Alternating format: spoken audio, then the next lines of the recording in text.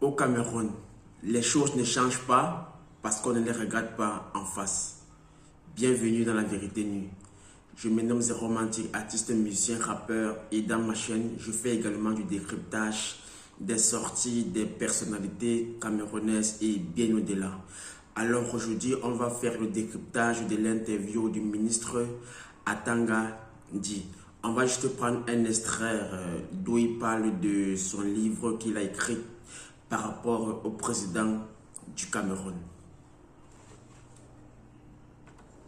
Alors, comme vous le savez, s'engager à écrire un livre et même à le publier, c'est accepter de se livrer un tout petit peu. Alors, qu'est-ce qui vous motive ici et maintenant à faire braquer sur vous les feux des projecteurs, comme vous figurez?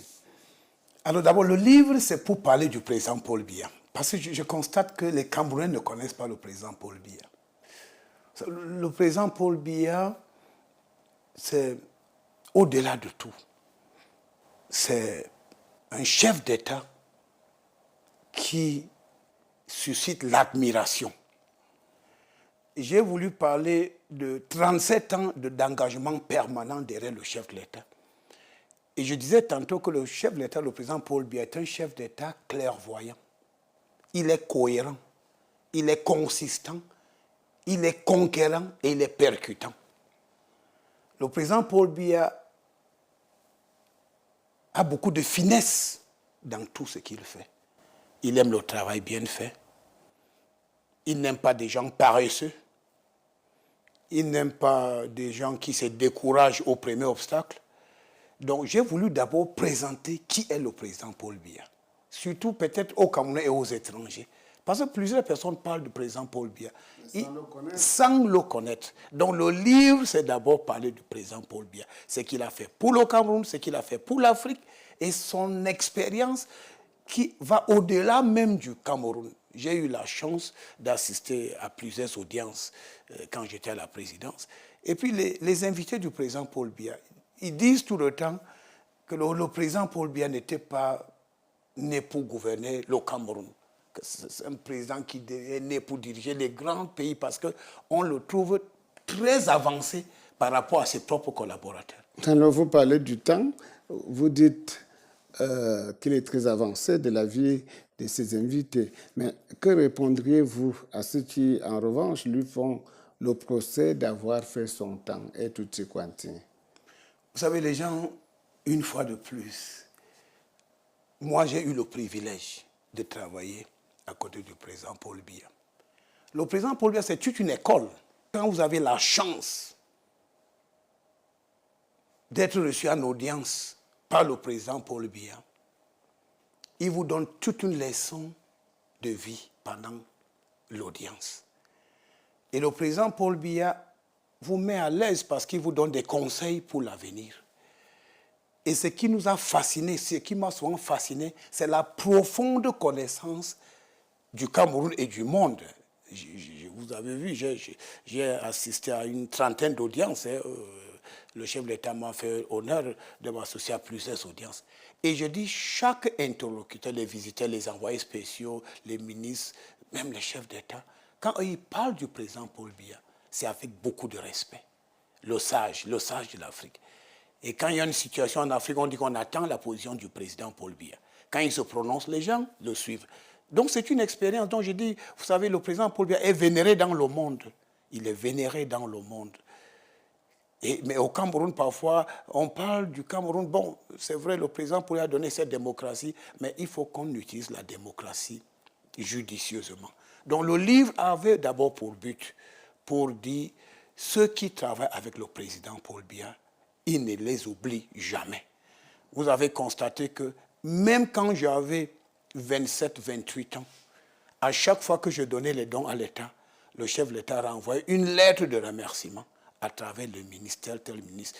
Et vous voyez, je peux vous dire, depuis 1987, le président Paul Biya a répondu à toutes mes correspondances.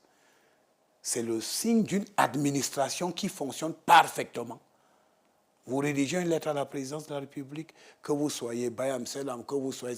Cette lettre, dès que le chef de l'État prend connaissance de votre situation, vous avez la réponse. Je suis bien placé. Il y a beaucoup de témoignages dans ce sens, effectivement. Ok, je vais m'arrêter là pour l'instant. Comme je disais, c'est la première partie de l'interview du ministre Atangadi, ministre du Cameroun. Avant d'intervenir par rapport à cela, j'aimerais d'abord dire on reste dans les règles. Je ne suis pas politicien.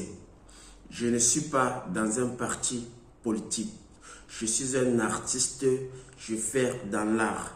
Alors mon héritage ici apporte, comme il a si bien dit par rapport au président, de la clairvoyance, apporte de l'ouverture, de mieux comprendre, de mieux s'interroger et par la suite trouver des solutions adéquates pour pouvoir faire avancer le pays et le peuple par la suite. Il fallait d'abord que je rassure tout le monde à ce niveau-là. Donc, j'ai écouté, vous avez écouté. De façon générale, je pourrais dire que le ministre, il vénère le président. Il le vénère. Là, il faut le dire, il le vénère parce qu'il prononce son nom N fois. À chaque fois qu'il veut dire quelque chose par rapport au président, il prononce son nom. À chaque fois, il prononce son nom. Il le vénère. Alors, quand un monsieur vénère quelqu'un comme ça, on peut tout simplement dire qu'il ne peut que dire des choses positives comme il est en train de le faire. On ne refuse pas. On n'a pas dit qu'il est mauvais. Le président du Cameroun n'est pas mauvais, d'une part. Donc, j'ai souligné quelques points que j'aimerais qu'on puisse développer, expliquer, décrypter ensemble. Il dit, le président Paul Biya est clairvoyant, consistant, conquérant et percutant. C'est vrai, c'est un monsieur qui pousse à l'admiration. On ne dit pas le contraire. Ce qu'il a cité là, ce sont des mots ou des qualificatifs qu'on utilise pour valoriser quelqu'un. C'est ce qu'il est en train de faire. Mais la question que je vais poser est la suivante. Avec toutes ces qualifications-là, si je te pose la question à toi, que peux-tu dire du président du Cameroun? Que vas-tu répondre? Parce qu'un président, c'est son peuple qui le définit. C'est son peuple qui pourra le qualifier par rapport à ce qu'il a fait pour le pays et pour le peuple là. Je te pose la question. Que peux-tu dire du président du Cameroun? Comment peux-tu le qualifier? Réponds-moi en commentaire. Comme j'ai dit ici, c'est la vérité nue. On ne mâche pas les mots, on tape sec, mais dans le respect.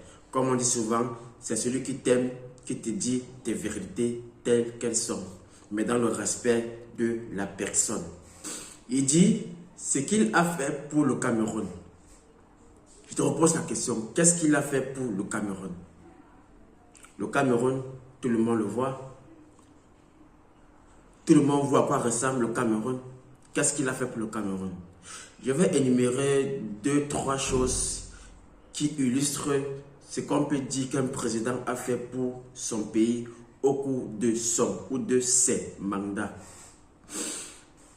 Quand un président est au pouvoir, qu'est-ce qui démontre son efficacité? Défendre la nation contre d'autres pays, protéger ses populations ou bien sa population, développer son pays dans tous les domaines que possible, infrastructure, alimentation à la norme pour la population, par exemple, pour ne citer que cela. La jeunesse camerounaise, comment est-ce? Si on te demande comment tu trouves la jeunesse camerounaise, que vas-tu dire? J'ai une vidéo que je vais mettre en avant dans les prochains jours qui illustre ce que la jeunesse camerounaise est capable de faire, ce que le peuple camerounais est capable de faire de façon locale et aussi à l'international. Au Cameroun, il n'y a pas d'infrastructure. Au Cameroun, La chose la plus simple, par exemple, la connexion est faible. Pourquoi est-ce que la connexion est faible et chère au Cameroun? C'est pour couper le peuple camerounais de l'extérieur. Parce qu'on veut les enfermer. Par exemple, au Cameroun, il n'y a pas de domaine qui éveille les esprits de la jeunesse. Tout ce qu'il y a là-bas endort l'esprit de la jeunesse ou du peuple. Par exemple, les motos. Les motos sont plus valorisées là-bas qu'autres activités. Parce que la moto n'éveille pas les esprits, ça endort les esprits de la jeunesse. Les routes sont en manque.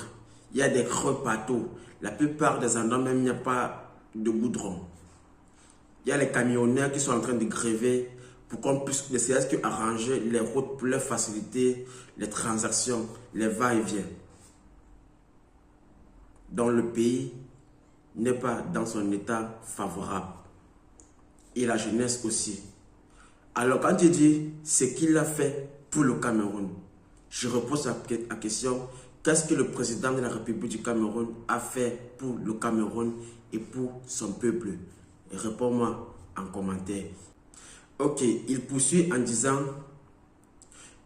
il n'est pas né pour gouverner le Cameroun, mais est né pour diriger les grands pays. C'est ce qu'il a dit. En d'autres termes, le Cameroun est un petit pays. Contrairement aux pays occidentaux, contrairement à la Sud-Afrique ou bien les pays d'Afrique du Nord, le Cameroun est un petit pays. Mais tout le monde sait que le Cameroun est un pays riche en ressources terriennes, avec sa population également, au niveau mental, au niveau réflexion, au niveau éducation et au niveau savoir et savoir-faire et au niveau du travail. Tout le monde sait que le Cameroun a un potentiel incontournable, inimaginable, qui perce, qui parle, qui fait trembler le monde entier.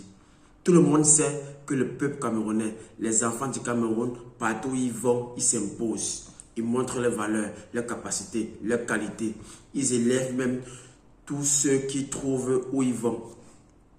Quand il dit, il n'est pas né pour diriger le Cameroun, un pays comme le Cameroun, mais il est né pour diriger les grands pays. C'est insulter la nation camerounaise et c'est insulter celui qui défend également. S'il n'est pas né pour diriger un pays comme le Cameroun, pourquoi est-il resté pendant 43 ans? Pourquoi a-t-il perpétué des mandats jusqu'à 8 s'il n'était pas né pour diriger un pays comme le Cameroun? Si le Cameroun était un pays aussi petit, pourquoi est-il resté aussi longtemps? Et tel qu'on le voit, il n'est pas sur le point de partir. Le Cameroun est un pays qui a plus d'un tour dans son sac. Tu le sais, je le sais, on le sait, ils le savent. Alors tout ce qu'il dit là, ce sont des propos pour, je ne sais pas, endormir les esprits des gens. Je ne sais pas ce qu'il a derrière la tête, mais ça ne tient pas la route. Oui. Et je vais chuter en disant, il dit, les Camerounais ne connaissent pas le président Paul Biya. C'est ce que le ministre a dit. Si je pose la question, est-ce que tu connais le président du Cameroun? Que peux-tu dire par rapport au président du Cameroun? Réponds. Parce que dans cette chaîne, on veut la liberté d'expression. On est libre de s'exprimer, d'exprimer son ressenti, de ce qu'on pense par rapport au pays et à son gouvernement. D'où la vérité nue, sans masque, mais de façon prompte et respectueuse. Alors, en conclusion, par rapport à ce que le ministre a dit au sujet du président et par rapport au livre qu'il est en train de vouloir mettre en avant pour expliquer ce que c'est que le président du Cameroun, je pourrais dire qu'il le vénère. Il prononce son nom une fois.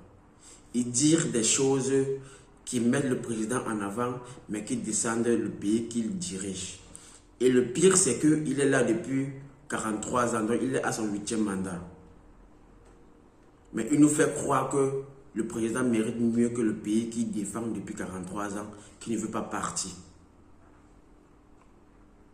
Ça, c'est un problème.